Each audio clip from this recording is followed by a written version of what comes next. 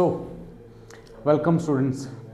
आज हम स्टडी करने वाले हैं आज की बायो बूस्टर में एक नया topic that is micro organisms. Micro organism deal करने से पहले एक बेसिक सी बात कर लेते हैं।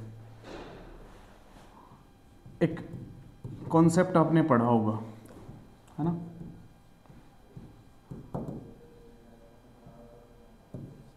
Living organisms.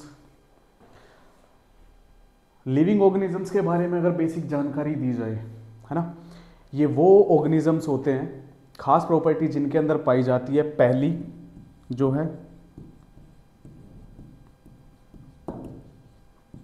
रिप्रोडक्शन की, दूसरा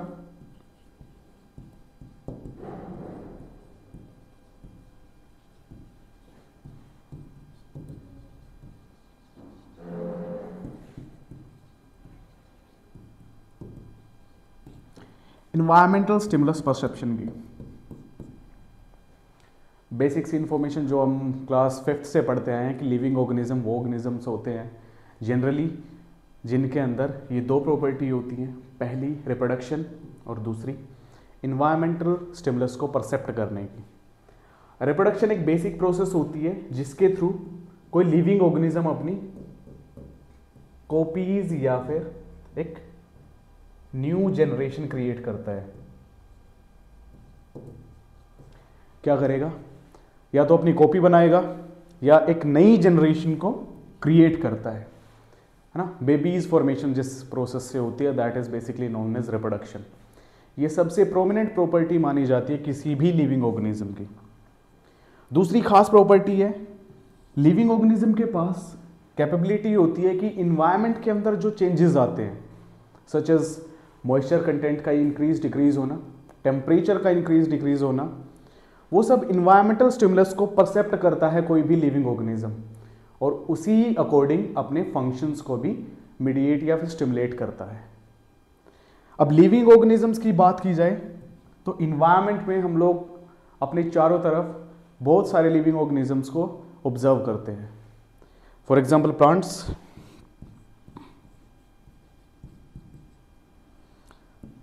humans, we are also living भाई, हम भी लिविंग वाले ग्रुप में ही आते हैं। बाकी जितने भी एनिमल्स आप लोग देखते हो, है ना, वो सभी के सभी लिविंग ऑर्गेनिज्म है। ये तो नॉर्मली आप देख पा रहे हो अपने आसपास, अपने इन्वायरमेंट में आप लोग ऑब्जर्व करते हो, है ना। हर एक के पास कैपेबिलिटी होती है। फॉर एग्जांपल ह्यूमन बीइंग के पास भी कैपेबिलिटी होती है रिप्रोड्यूस करने की, अपने जैसे एक नए यंग वंस की फॉर्मेशन करने की। दूसरी खास बात, हम भी क्या करते हैं, इन्वायरमेंट के स्टिमुलस को परसेप्ट करते हैं। फॉर एग्जांपल जैसे अभी सर्दियाँ चल रही हैं तो उसी हिसाब से हमने अपने आप को मैनेज करके रखा हुआ है, ठीक है। जैसे जैसे इन्वायरमेंट के अंदर चेंजेस आते हैं हम उसको परसेप्ट करते हैं और उसी अकॉर्डिंग अपनी आने वाली एक्टिविटीज़ को प्लान करते हैं। अब मैं बात करता हूँ ये लिविंग ऑर्गेनिजम्स तो आप लोग देख पा रहे हैं, है ना, नॉर्मली हम लोग इन्वायरमेंट में घूमते फिरते इनको देख रहे हैं। अब बात की जाए, कुछ एक लिविंग ऑर्गेनिजम्स ऐसे भी होते हैं जो इन्वायरमेंट में हम लोग देख नहीं पाते हैं नॉर्मल बेसिक अपनी अनएडेड आइज से। उन लिविंग ऑर्गेनिजम्स के बारे में डील करने वाले हैं हम आज के लेक्चर में, जिसका नाम है माइक्रो ऑर्गेनिजम्स। माइक्रो यहां साइज को डिनोट कर रहे हैं। किसको डिनोट कर रहा है? साइज को डिनोट कर रहा है ना। वो ऑर्गेनिजम्स जिनका साइज नॉर्मली कैसा होता है, स्मॉल। अगर एक्यूरेट डेफिनेशन पे जाए, generally these are non visible by unaided eyes. हम नॉर्मल अपनी आंखों से इनको देख नहीं पाते हैं, बड़ा ही माइन्यूट साइज होता है, साइज काफ़ी ज़्यादा स्मॉल होता है इनका, नॉर्मली ऑब्जर्व नहीं कर पाते हैं। वो सब लिविंग ऑर्गेनिजम्स को हम एक स्पेसिफिक कैटेगरी में कैटेगराइज करते हैं जिसका नाम है माइक्रो ऑर्गेनिज्म। माइक्रो ऑर्गेनिज्म में हम डील करने वाले हैं, वन बाय वन हम डील करेंगे अपने जितनी भी ग्रुप्स हमने माइक्रो ऑर्गेनिजम्स के बारे में हम लोग पढ़ने वाले हैं वो सब इस लेक्चर में उसको जस्टिफाई किया जाएगा, उसको एक्सप्लेन किया जाएगा। कुछ बेसिक डेफिनेशन जो हमारे सामने हैं, ठीक है। नॉर्मली क्या होते हैं, दे आर सो स्मॉल, मैंने पहले भी बताया था, साइज काफ़ी ज़्यादा स्मॉल होता है, छोटा होता है। Even they can not be seen, देखा नहीं जा सकता है, ठीक है।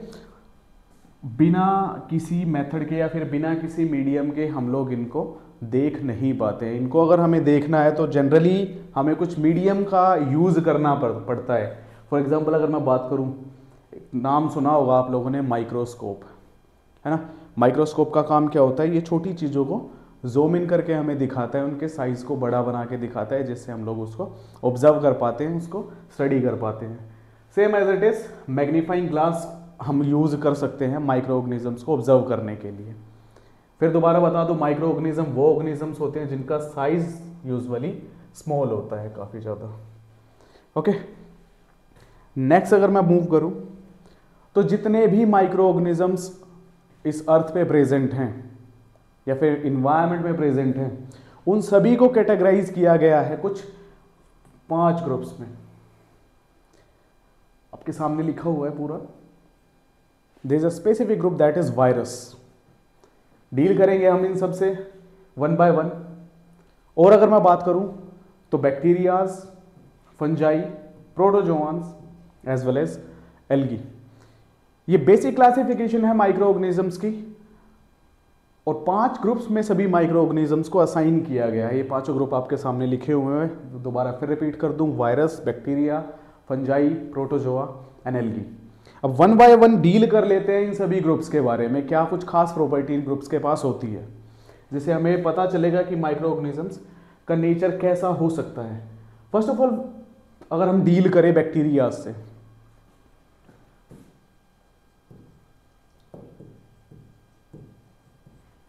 सबसे मेजर ग्रुप बनाता है माइक्रो ऑर्गेनिजम्स का, ठीक है। जितने भी लगभग मैक्सिमम माइक्रो ऑर्गेनिजम्स किस ग्रुप से बिलोंग करते हैं, बैक्टीरिया ग्रुप से बिलोंग करते हैं। बैक्टीरिया के बारे में जानकारी ले लेते हैं। नाम आपने सुना होगा, बचपन से सुनते आए होंगे, आप लोगों ने पहले पढ़ा भी होगा, या फिर आप लोगों ने नॉर्मली जब आप लोग किसी फिजिशियन के पास, किसी डॉक्टर के पास जब जाते हैं, आप लोग बीमार हो जाते हैं, तो आपको पता चलता है, जाने के बाद डॉक्टर बोलेगा कि भाई बैक्टीरिया की इन्फेक्शन की वजह से आपको ये बीमारी हुई है ना। तो बैक्टीरिया के बारे में जानकारी ले लेते हैं कि बैक्टीरिया एक्चुअली है क्या। बैक्टीरिया के अगर बारे में बात करूं, नॉर्मली ये ऑर्गेनिजम्स जो होते हैं ये होते हैं प्रोकैरियोटिक नेचर के। कैसे होंगे? प्रोकैरियोटिक नेचर के ऑर्गेनिजम्स ये होते हैं। यूजुअली जितने भी ऑर्गेनिजम्स इस अर्थ के ऊपर हैं, सबके सबको बांटा गया है 2 ग्रुप में। एक होते हैं प्रोकैरियोट्स, एक होते हैं यूकैरियोट्स। मैं बात करूं प्रोकैरियोट्स एंड यूकैरियोट्स, क्या डिफरेंस है दोनों के बीच में। बात की जाए, अगर मैं थोड़ा वर्ड प्ले करूं, प्रो का मतलब यहां पे है प्रिमिटिव, और कैरियो वर्ड, बायो में ये वर्ड डील करता है न्यूक्लियस के साथ। कैरियो का मतलब ही क्या होता है? न्यूक्लियस होता है। अब प्रोकैरियोट से एक बेसिक बात यहां पता चलती है, इनके अंदर जो न्यूक्लियस होगा वो प्रिमिटिव टाइप होगा, यूजुअली अनऑर्गेनाइज्ड होता है। अगर मैं खास बात करूं तो जनरली न्यूक्लियस के चारों तरफ एक मेम्ब्रेन प्रेजेंट होती है, एक कवरिंग प्रेजेंट होती है, दैट इज न्यूक्लियर मेम्ब्रेन। क्या बोलते हैं उसको? Nuclear membrane. बट खास बात प्रोकैरियोट्स की, प्रोकैरियोट्स के अंदर क्या होता है? न्यूक्लियर मेम्ब्रेन एब्सेंट होती है। क्या होता है? न्यूक्लियर मेम्ब्रेन एब्सेंट होती है। बेसिक्स इंफॉर्मेशन एक आपको पता होगा कि न्यूक्लियस के अंदर एक्चुअली होता क्या है। न्यूक्लियस के अंदर प्रेजेंट होता है आपका genetic material such as DNA and RNA. अब यह बात आती है कि भाई प्रोकैरियोट्स के अंदर जब न्यूक्लियर मेम्ब्रेन है ही नहीं तो डीएनए आरएनए कैसे प्रेजेंट होता है? नॉर्मली डीएनए आरएनए क्या होता है? फोल्डेड नेचर में सेल के साइटोप्लाज्म के अंदर फ्लोट करता रहता है। न्यूक्लियस के चारों तरफ मेम्ब्रेन एब्सेंट होती है। नॉर्मली एक पॉइंट यहां अगर ऐड करूं, न्यूक्लियर मेम्ब्रेन एब्सेंट। न्यूक्लियस के चारों तरफ जो मेम्ब्रेन होती है वो होती है absent in the case of prokaryotes. और अब जो न्यूक्लियस या फिर अनऑर्गेनाइज्ड जो जेनेटिक मटेरियल इसके साइटोप्लाज्म में, इन सेल के साइटोप्लाज्म में फ्लोट कर रहा होता है, उसको एक स्पेसिफिक टर्म दिया जाता है, दैट इज न्यूक्लियोइड। न्यूक्लियोइड यहां क्या जस्टिफाई करता है? Nucleo plus ओइड। ओइड जो इसके पीछे लगा हुआ है ये दिखाता है लाइक, मतलब कि न्यूक्लियस के जैसा स्ट्रक्चर है, कंप्लीट इंटैक्ट न्यूक्लियस इनके पास नहीं है। तो यूजुअली अगर कहा जाए तो प्रोकैरियोट्स के अंदर न्यूक्लियस ना होके क्या प्रेजेंट होगा? न्यूक्लियोइड प्रेजेंट होगा। मतलब कि genetic material generally folded state में प्रेजेंट होता है और न्यूक्लियस के चारों तरफ कोई मेम्ब्रेन प्रेजेंट नहीं होती है। But in the case of eukaryotes there is a proper intact nuclear membrane.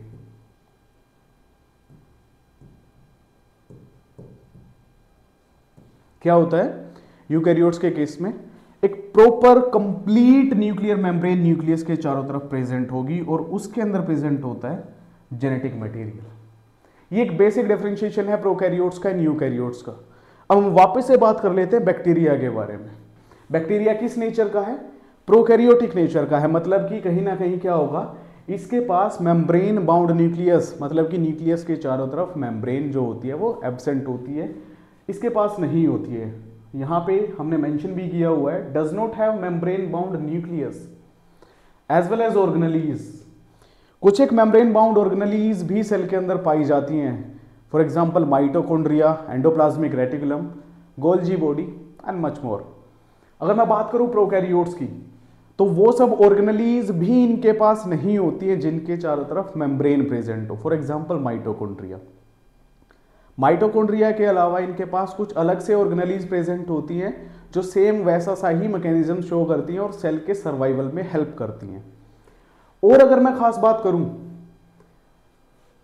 Bacterias के बारे में, बैक्टीरियाज की खास बात होती है they can inhabit soil, water and every other habitat found on earth. भाई बैक्टीरिया ऐसी कोई जगह नहीं है जहां नहीं मिलते हो।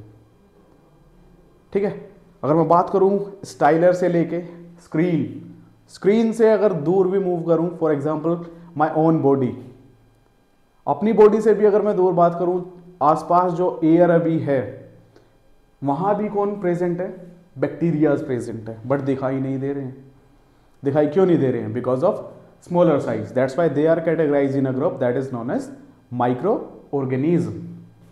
नॉर्मली अगर मैं बात करूं इनकी लेंथ की, तो जनरली माइक्रोमीटर्स में होती हैं, बड़ी ही स्मॉल साइज होता है। ठीक है, अगर मैं बात करूं तो बैक्टीरियाज शेप एंड साइज की वजह से इनको कैटेगराइज किया गया है अलग अलग ग्रुप्स में। They may be in sphere shape such as this one, rod shape भी हो सकते हैं जैसे आपको ये दिख रहा है, as well as also in spiral shape just like this. ठीक है, तो शेप के बेसिस पे इनको कैटेगराइज किया गया है।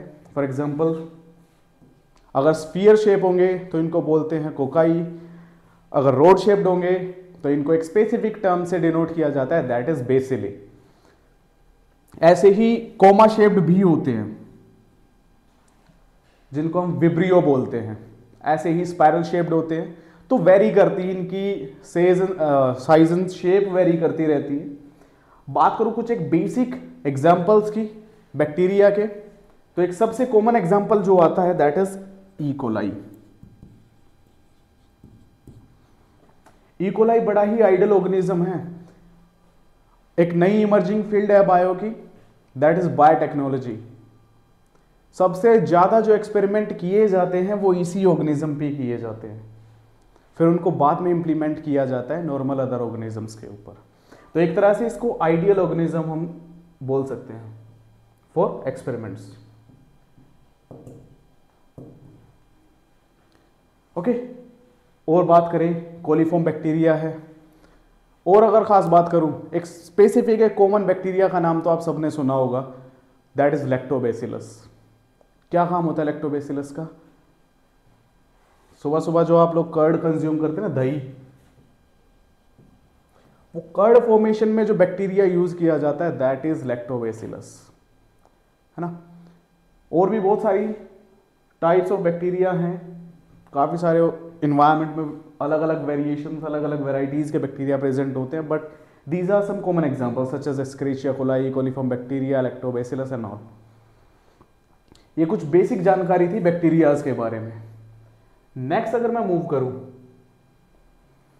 तो नेक्स्ट जो हमारा ग्रुप आता है माइक्रो ऑर्गेनिजम्स का, दैट इज फंजाई। फंजाई के बारे में बात कर ली जाए थोड़ी सी। सबसे खास बात फंजाई की, ये होते हैं भाई यूकैरियोटिक नेचर के। कैसे होंगे?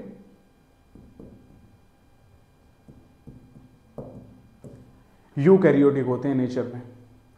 यूकैरियोटिक का मतलब आप लोग समझ गए होंगे, पहले हमने एक्सप्लेन किया था। यूकैरियोट्स कौन होते हैं? वो ऑर्गेनिजम्स जिनके पास न्यूक्लियस के चारों तरफ एक प्रॉपर इंटेक्ट मेम्ब्रेन प्रेजेंट होती है, and fungus is one of them. Fungus उसका एक कॉमन एग्जाम्पल है। अगर मैं बात करूं और स्पेसिफिसिटी की, एक्चुअली फंगाई जो ग्रुप है, या फंगस इसको बोलूं, इसको सभी ग्रुप से अलग कैटेगराइज किया गया है। ना एनिमल्स में इंक्लूड इसको करते हैं, ना प्लांट्स में इसको इंक्लूड किया गया है, ना प्रोटोजोआ मोनेरा किंगडम, और ना ही बैक्टीरियाज वगैरह वगैरह वाले ग्रुप में इसको रखा गया है। क्यों? ऐसी क्या खास बात है? जनरली जो फंगाई होती है उसके अंदर अपने कुछ स्पेसिफिक कैरेक्टर्स होते हैं, जिसके बारे में अभी हम बात करेंगे। नॉर्मली जो फंगाई होती है that is heterotrophic in nature. कैसी होती है? हेटरोट्रोपिक नेचर की होती है, मतलब depend on other organisms for food. खाने के लिए इसको डिपेंड रहना पड़ता है किसी दूसरे ऑर्गेनिज्म के ऊपर। इसके पास खुद से खाना बनाने की कैपेबिलिटी नहीं होती है। जैसे आपने प्लांट्स में सुना होगा कि प्लांट्स क्या करते हैं, फोटोसिंथेसिस करते हैं और अपना फूड प्रिपेयर करते हैं। But in the case of fungi, इनके पास ऐसा कोई स्पेसिफिक मैकेनिज्म नहीं होता है, जनरली हेटरोट्रोपिक नेचर के होते हैं। और अगर मैं खास बात बताऊं, दे आर सेप्रोट्रोपिक। कैसे होते हैं? सेप्रोट्रोपिक। सेप्रोट्रोपिक वो ऑर्गेनिजम्स होते हैं जो जनरली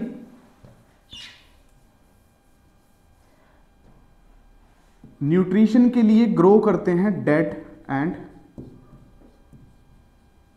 डीके मैटर पे। कहां ग्रो करेंगे? डेड एंड डीके मैटर पे।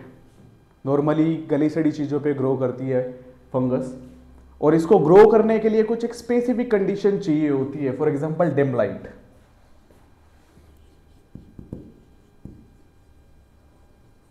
Plus moisture. जहां भी इसकी ये कंडीशंस फुलफिल होंगी फंगस की, वहां क्या होगा? ये अपनी ग्रोथ को तेज कर देगी। ठीक है, तो ये कुछ खास प्रॉपर्टीज थी फंगस की। अगर मैं बात करूं कुछ एग्जांपल्स का, एग्जांपल्स में जैसे बात कर लेते हैं, one of the better example that is Penicillium. Penicillium is a fungus. Bread mould, bread mould से याद आया एक बेसिक सा, आप लोगों ने देखा होगा कि बारिश के टाइम पे जब आप लोग ब्रेड को ऐसा खुला छोड़ देते हैं एनवायरनमेंट में, तो आप देखते हैं कि उसके ऊपर ना एक वाइट कलर की एक लेयर जनरेट होनी स्टार्ट हो जाती है। जब आप माइक्रोस्कोप या फिर मैग्नीफाइंग लेंस से उसको ऑब्जर्व करते हैं तो आपको देखने को मिलता है कि उसके अंदर छोटे छोटे ब्लैक कलर के टाइनी पार्टिकल्स होते हैं। एक्चुअली वो पार्टिकल कुछ और नहीं है, वो कौन है? फंगस है। फंगस ग्रो कर गई है उस ब्रेड के ऊपर, है ना। बेसिक उसको नाम ब्रेड मोल्ड उसको बोलते हैं। और अगर मैं बात करूं mushrooms, mushroom is also a fungus जो आप लोग खाते हैं। एडिबल भी होती है फंगस, हर बार ये नहीं होगा कि ये नुकसान ही पहुंचाएगी इन्वायरमेंट में। नॉर्मली मशरूम उसका एक बेस्ट एग्जांपल है। मशरूम को हम एडिबल फंगस भी बोल सकते हैं। ओके, ये कुछ फंगस की खास प्रॉपर्टीज थी। अगर मैं नेक्स्ट मूव करूं अपनी नेक्स्ट क्लास पे, नेक्स्ट ग्रुप पे माइक्रो ऑर्गेनिजम्स के, दैट इज प्रोटोजोआ। प्रोटोजोआ की खास बात की जाए, प्रोटोजोआंस एक्चुअली एक स्पेसिफिक किंगडम का हिस्सा है जिसका नाम है, ओ सॉरी,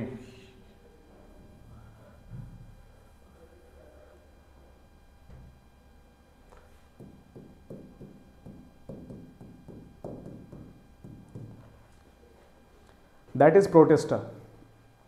प्रोटिस्टा ग्रुप के अंदर आते हैं प्रोटोजोआंस।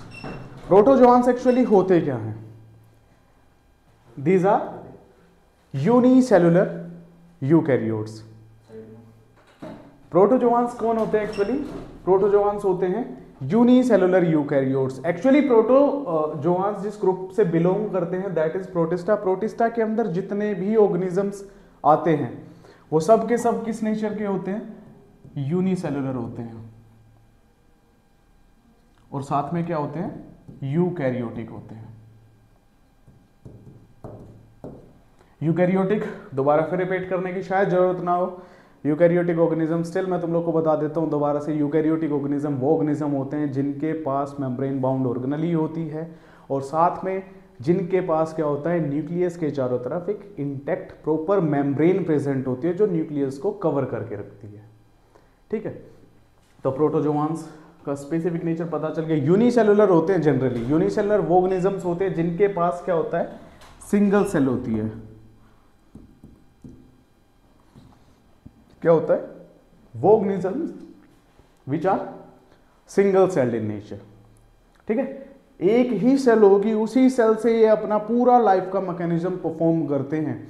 चाहे इनको रिप्रोडक्शन करना हो, चाहे इनको रेस्पिरेशन करना हो, या इनको डाइजेशन करना हो, व्हाटएवर, जो भी फंक्शन एक लिविंग ऑर्गेनिज्म, एक कॉम्प्लेक्स लिविंग ऑर्गेनिज्म परफॉर्म करता है सच एज ह्यूमन बीइंग, वो सभी के सभी फंक्शंस परफॉर्म करने की कैपेबिलिटी होती है प्रोटोजोआंस के पास भी, चाहे वो सिंगल सेल्ड ही क्यों ना हो। सिंगल सेल के पास इंडिविजुअल सेल, इनकी खास प्रॉपर्टी यही होती है कि इसी सिंगल सेल से ये सर्वाइव करते हैं, इसी से अपने जितने भी मैकेनिज्म हैं उन सब को परफॉर्म करते हैं। अब मैं बात करूं that they may B parasitic in nature. ये ऑर्गेनिज्म क्या होते हैं? पैरासिटिक नेचर के भी हो सकते हैं। फॉर एग्जांपल, ये ऑर्गेनिज्म आपको देखने को मिलेंगे किसी दूसरे लिविंग ऑर्गेनिज्म की बॉडी के ऊपर, उसकी बॉडी के ऊपर ग्रो करेंगे, वहां से क्या करेंगे? न्यूट्रिशन गेन करेंगे। और अगर मैं बात करूं, they either may be living independently. ये क्या करेंगे? पैरासिटिक नेचर तो होता ही है, हर एक का नहीं होता है, पैरासिटिक नेचर होता है। साथ में कुछ एक लिविंग ऑर्गेनिज्म ऐसे भी होते हैं जो इंडिपेंडेंटली सर्वाइव करते हैं। फॉर एग्जांपल, अगर मैं बात करूं अमीबा, अमीबा वो इंडिविजुअल सेल एंटाइटी है जो ग्रुप की जाती है प्रोटोजोआ के अंडर, है ना। Amoeba is a living organism, it is a single celled living organism.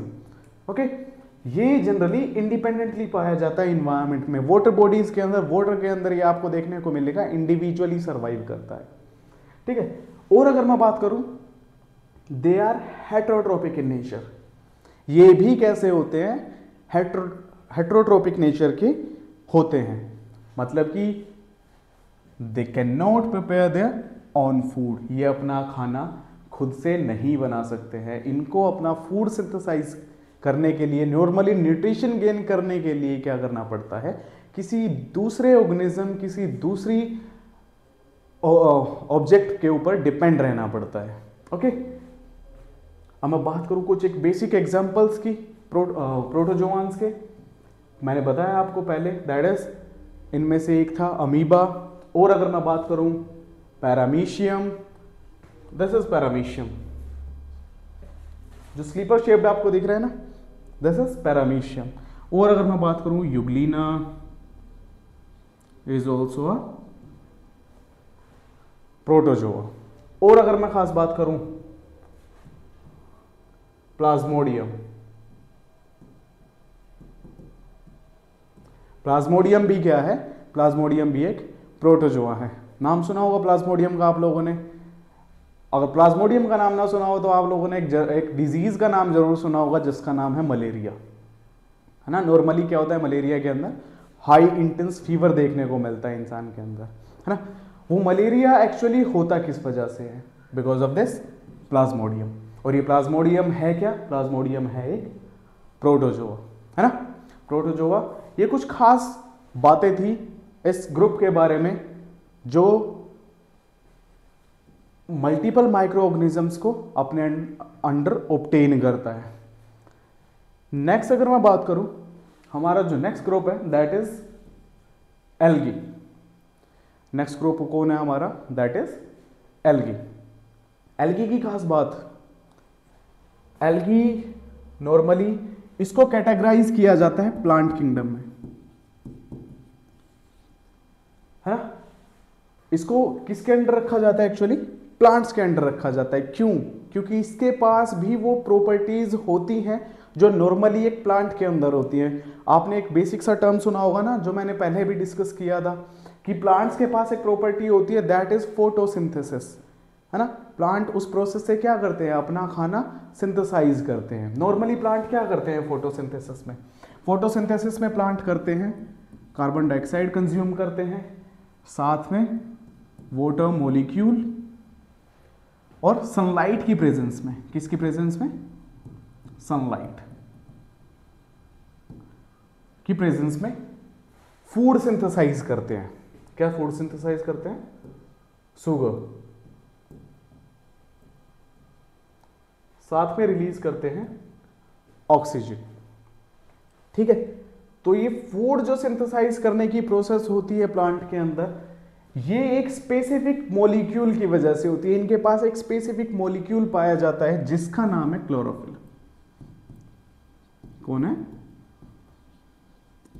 Chlorophyll. इस क्लोरोफिल की मदद से ये क्या करते हैं, सनलाइट को एब्जॉर्ब करते हैं, और एब्जॉर्ब करने के बाद क्या करते हैं, CO2 वाटर मॉलिक्यूल को यूज करके किस में कन्वर्ट करते हैं, शुगर मॉलिक्यूल में कन्वर्ट करते हैं, ठीक है। और साथ में रिलीज करते हैं ऑक्सीजन, और उसी ऑक्सीजन को हम यूज करते हैं अपने सर्वाइवल के लिए, है ना। इस प्रोसेस को हम नॉर्मली क्या बोलते हैं, it is known as photosynthesis, है ना।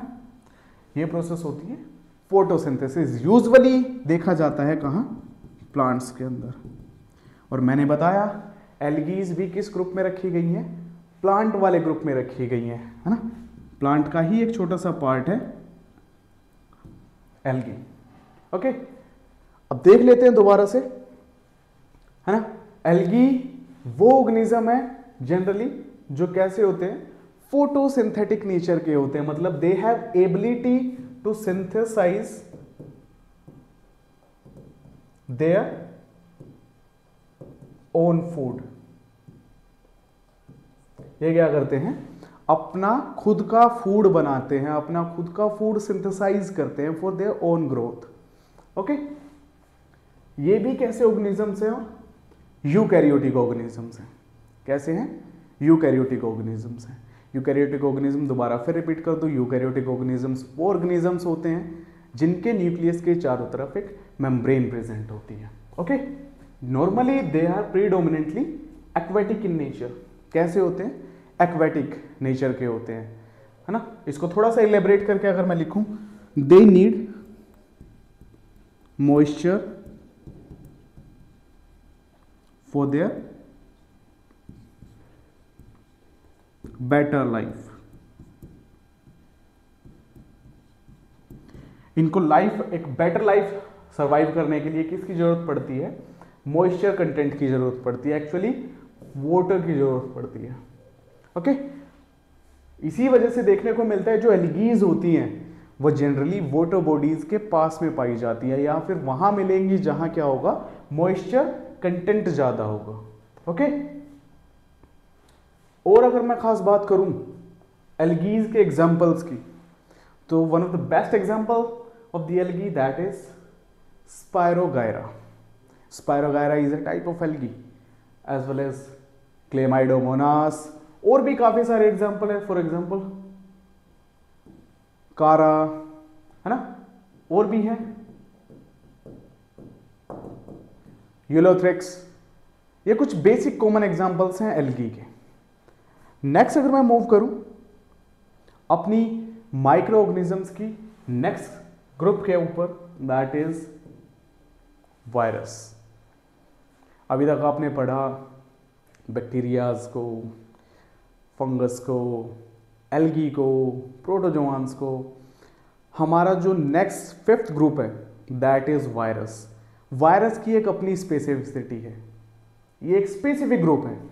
अगर मैं बात करूं क्या स्पेसिफिसिटी है इस ग्रुप के पास, तो इसके पास जो स्पेसिफिसिटी है, normally they are non living. कैसे होते हैं? नॉन लिविंग नेचर के होते हैं when present in freely in environment.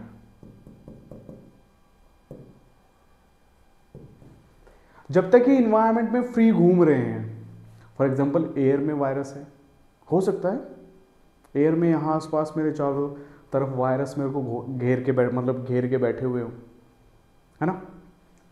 तो जब तक ये मेरे आसपास घूम रहे हैं मेरे को कोई फर्क नहीं पड़ रहा, क्योंकि नॉन लिविंग है, नॉन लिविंग क्या ही बिगाड़ लेंगे मेरा ये मजाक की बात है ना। बट ये लिविंग बीइंग की तरह रिएक्ट करना स्टार्ट करेंगे। हो सकता है अब किसी का ईगो हर्ट हो गया हो, भाई ये इंसान ऐसे कैसे बोल रहा है कि मेरे चारों तरफ घूम रहे हैं, नॉन लिविंग है, क्या बिगाड़ लेंगे, है ना। अब हो सकता है इनका ईगो हर्ट हो गया हो। अब ये क्या करेंगे, एयर से जैसे ही मेरी बॉडी के अंदर एंटर करेंगे कि भाई बदला लेंगे इससे, ठीक है, तो तब क्या होगा, ये बिहेव करना स्टार्ट कर देंगे किस ऑर्गेनिज्म की तरह, लिविंग ऑर्गेनिज्म की तरह, व्हेन ए होस्ट बॉडी। जब ये कहाँ होंगे, किसी होस्ट की बॉडी के अंदर होंगे। फॉर एग्जांपल अब होस्ट कौन है, मैं हूँ, और ये एयर में जो घूम रहे हैं वायरसेस, अब इनको ताना मारा है मैंने, इनको बुरा लगा, अब ये क्या करेंगे, मेरी बॉडी पे अटैक करेंगे, ठीक है। और ये किस तरह बिहेव करना स्टार्ट कर देंगे, लिविंग की तरह बिहेव करना स्टार्ट कर देंगे, ओके। अब और अगर इनकी खास बात करूं मैं, तो यूजुअली जो वायरस होते हैं, मैंने आपको बताया ये कब एक्टिव होते हैं, जब लिविंग बॉडी के अंदर एंटर करेंगे। जैसे ही ये मेरी बॉडी के अंदर एंटर करेंगे, वे क्या करेंगे, रिप्रोडक्शन करना स्टार्ट कर देंगे।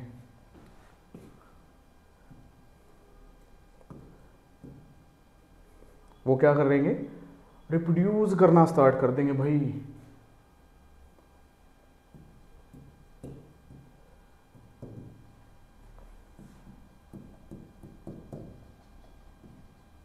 मतलब कि अपना नंबर बढ़ाना स्टार्ट करेंगे। हो सकता है एक वायरस अंदर गया हो, फिर वो क्या करेगा, बॉडी के अंदर जाके 1 से 2 होगा, 2 से 4, 4 से 8, 8 से 12, 12, 8 से 16, 16 से 32, है ना। कुछ इस तरह से रैपिडली ग्रोथ करेंगे। रैपिडली ग्रोथ करेंगे तो अल्टीमेटली क्या करेंगे, अपना नंबर बढ़ा लेंगे और मेरी बॉडी को डैमेज करना स्टार्ट कर सकते हैं, ठीक है। तो एक खास प्रॉपर्टी होती है वायरस की, दोबारा फिर बता दो, जोक्स अपार्ट। जब वायरसेस क्या होते हैं, वायरसेस जब तक इन्वायरमेंट में घूम रहे हैं फ्रीली, तब तक वो नॉन लिविंग की तरह बिहेव करेंगे। जैसे ही वो किसी होस्ट बॉडी के अंदर एंटर करेंगे तो वो किस तरह से एक्टिविटी करना स्टार्ट कर देंगे, जैसे कि एक लिविंग ऑर्गेनिज्म करता है, रिप्रोडक्शन करना स्टार्ट कर देंगे, ठीक है। दैट्स वाई इस ग्रुप को, वायरस को हमेशा क्या, लिविंग ग्रुप से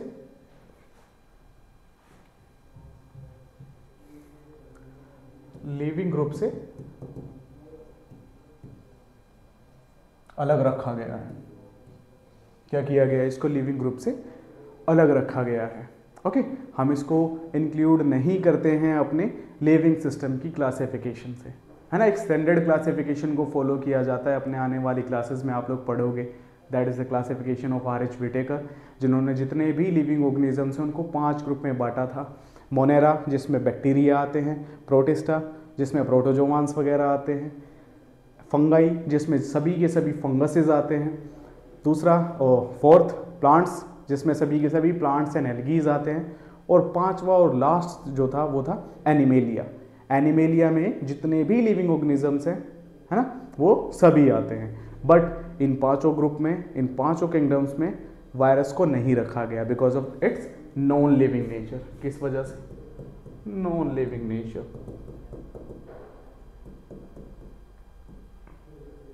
किस वजह से? इनके नॉन लिविंग नेचर की वजह से। ओके, दैट्स वाई इनको फिर अलग से कैटेगराइज किया जाता है, इनका एक अलग से सेपरेट ग्रुप बनाया जाता है जिसको नाम दिया जाता है वायरस। ठीक है, और अगर मैं बात करूं वायरस की खास बात, जनरली अगर मैं बात करूं, वायरस बना होता है दो चीजों से, एक प्रोटीन, एक बना होता है जेनेटिक मटेरियल।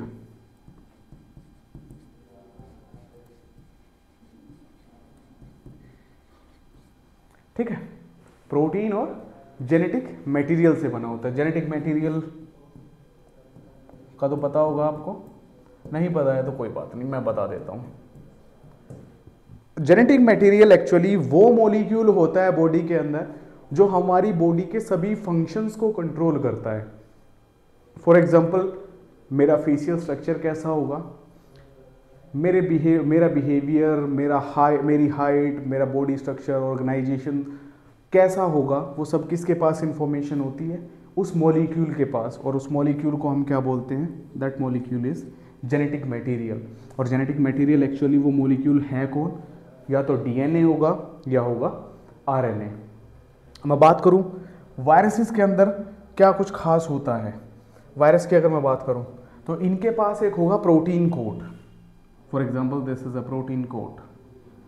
ये क्या है? एक प्रोटीन की कवरिंग है, एक प्रोटीन की बाहर एक कवरिंग बनी हुई है। ठीक है, और इस प्रोटीन की कवरिंग के अंदर कौन प्रेजेंट होता है? Genetic material, either DNA either RNA. या तो जेनेटिक मटेरियल कौन हो सकता है? डीएनए हो सकता है, या फिर वो कौन होगा? आरएनए होगा। ठीक है, डीएनए और आरएनए को हम लोग डील करेंगे when we study the fundamental unit of life, that is cell. Cell नाम का एक चैप्टर होता है जिसमें हम लोग डील करेंगे कि एक्चुअली डीएनए आरएनए का स्ट्रक्चर क्या है, क्या कुछ खास प्रॉपर्टीज होती हैं।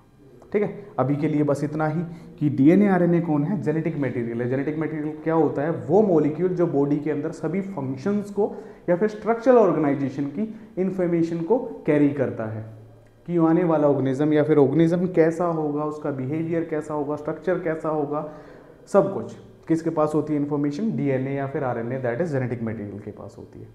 और वायरसेस दो चीज़ों से मिलकर बना होता है। दोबारा फिर रिकॉल करा दूं, प्रोटीन से और जेनेटिक मटेरियल से, है ना। प्रोटीन होगा और जेनेटिक मटेरियल, बाहर की कवरिंग होगी दैट इज प्रोटीन, कुछ ऐसे प्रोटीन, और अंदर कौन प्रेजेंट होगा?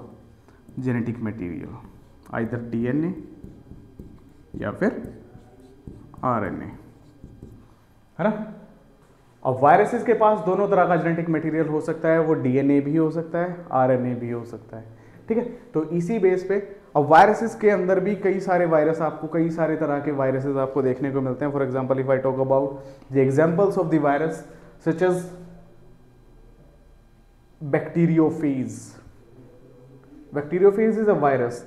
इसकी खास बात, इसके अंदर जो जेनेटिक मटेरियल होता है वो कौन होता है? डीएनए। मतलब बाहर एक आपको ये जो पर्पल कलर का जो कोट दिख रहा है, दिस इज प्रोटीनियस, प्रोटीन का बना होता है, प्रोटीनेशियस होता है। और इसके अंदर कौन प्रेजेंट है? जेनेटिक मटेरियल प्रेजेंट है, दैट इज डीएनए। ओके, अगर मैं बात करूं और एग्जांपल्स की, such as tobacco, mosaic virus.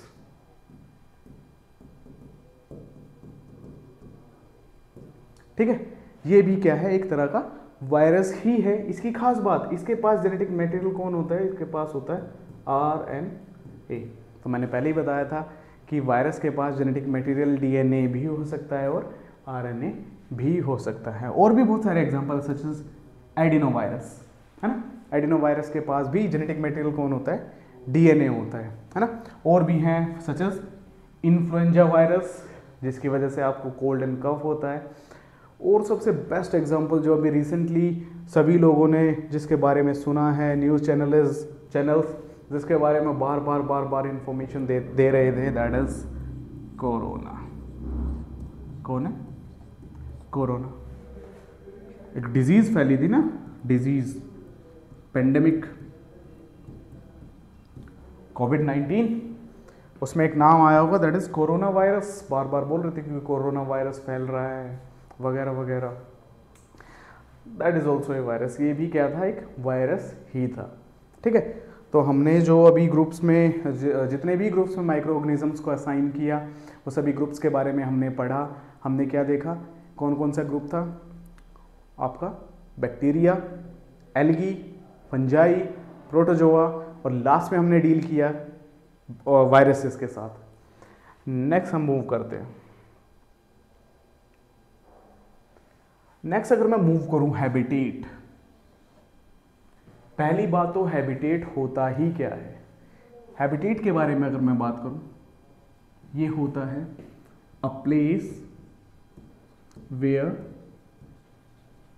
Any living organism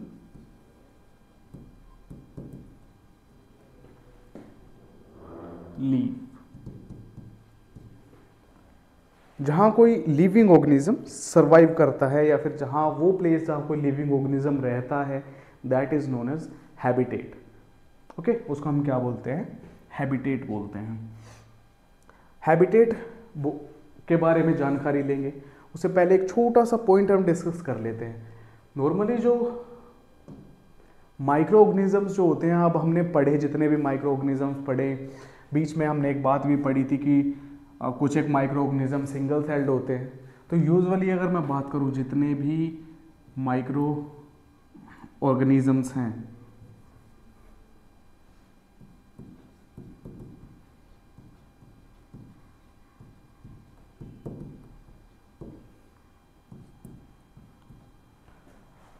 they may be single celled, मतलब unicellular as well as multi cellular.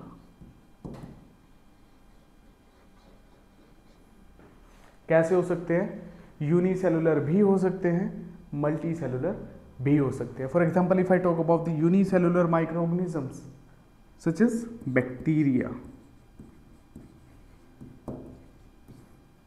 Bacteria एक बेस्ट एग्जाम्पल है यूनिसेलुलर माइक्रो ऑर्गेनिजम्स का। दूसरा आता है प्रोटोजोआंस। दूसरा कौन आता है, प्रोटोजोआ। प्रोटोजोआ भी क्या है, एक यूनिसेलुलर माइक्रो ऑर्गेनिजम्स का एग्जाम्पल है। अभी हम सभी से डील करके आ चुके हैं, आप सबको पता होगा बैक्टीरियाज की क्या प्रॉपर्टी थी, प्रोटोजोआंस की क्या प्रॉपर्टी थी। ओके, अब मैं बात करूं अकेली इकलौती जो यूनिसेलुलर एल्गी देखने को मिलती है नॉर्मली, दैट इज क्लेमाइडोमोनास।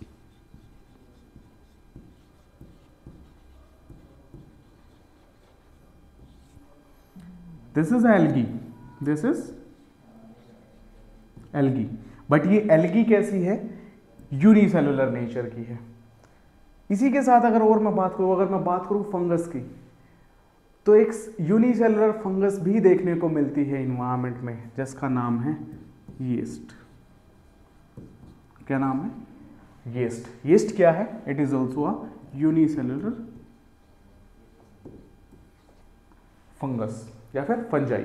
ये क्या है, यूनिसेलुलर फंजाई है। If I talk about multi cellular micro organisms such as algae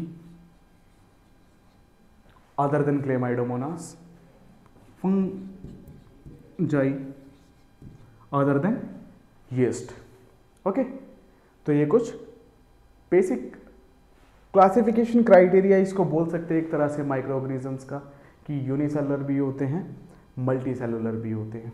अब वापस से हम आ जाते हैं अपने बेसिक पॉइंट पे, दैट इज हैबिटेट। हैबिटेट के बारे में हमने क्या देखा था कि वो प्लेस जहाँ कोई लिविंग ऑर्गेनिज्म क्या करता है, सर्वाइव करता है, या फिर any place in which a living organisms leave, जहाँ कोई लिविंग ऑर्गेनिज्म रहता है, दैट इज हैबिटेट।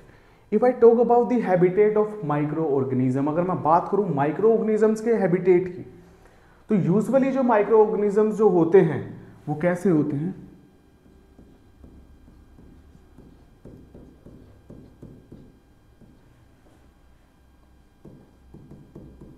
कॉस्मोपॉलिटन होते हैं। कैसे होते हैं, कॉस्मोपॉलिटन, मतलब क्या होता है, प्रेजेंट एवरीवेयर, हर जगह मिलेंगे, कैसा भी इन्वायरमेंट हो, वट एवर, वाटर हो, एयर हो, and all kind of the environmental conditions such as extreme cold, जहां बहुत ज़्यादा ठंड हो, फॉर एग्जाम्पल पोल्स, है ना, even at the hot spring जहां बहुत ज़्यादा गर्मी हो, for example such as deserts, even in the volcanoes, volcanoes के अंदर भी माइक्रो ऑर्गेनिज्म सर्वाइव करते हैं, है ना, even in the marshy land, है ना, जहाँ क्या हो, सॉल्ट कंसंट्रेशन ज़्यादा हो, नमक की कंसंट्रेशन, सॉल्ट की कंसंट्रेशन ज़्यादा हो, तो हर तरह के इन्वायरमेंट में माइक्रो ऑर्गेनिज्म सर्वाइव करने की कैपेबिलिटी रखते हैं। तो एक तरह से इनको क्या टर्म दिया जाता है जो हमने पहले पढ़ा था, that is all the micro organisms are generally cosmopolitan in nature, मतलब कि हर जगह प्रेजेंट एवरीवेयर, हर जगह मिलेंगे आपको ये, एयर हो, वाटर हो, पीएच ज़्यादा हो, टेम्परेचर ज़्यादा हो, कम हो, वट एवर, कोई कंडीशन मैटर नहीं करती, ये हर जगह आपको देखने को मिलेंगे। इवन ये देखने को मिल सकते हैं आपको on the body of animals and humans, किसी ह्यूमन या फिर एनिमल की बॉडी के ऊपर भी सर्वाइव करते हैं। ओके, और अगर मैं खास बात करूं तो इनकी सर्वाइवल कैपेबिलिटी होती है लिविंग ऑर्गेनिजम्स की बॉडी के अंदर भी एज अ एंडोपैरासाइट।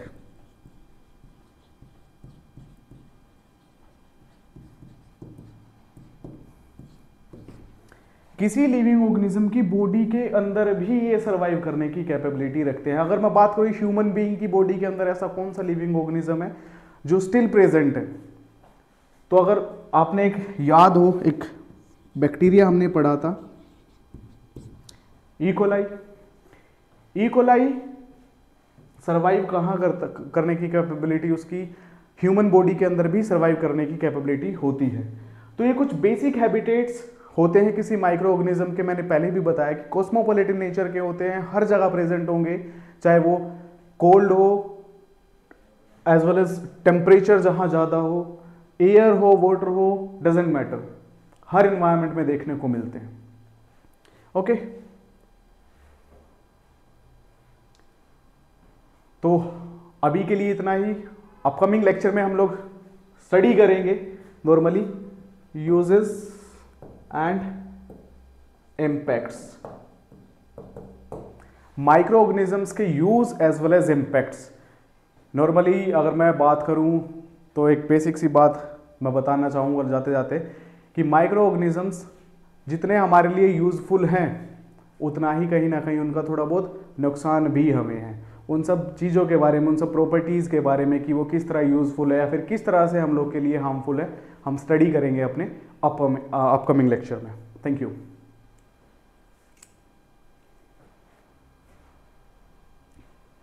कर दो कट।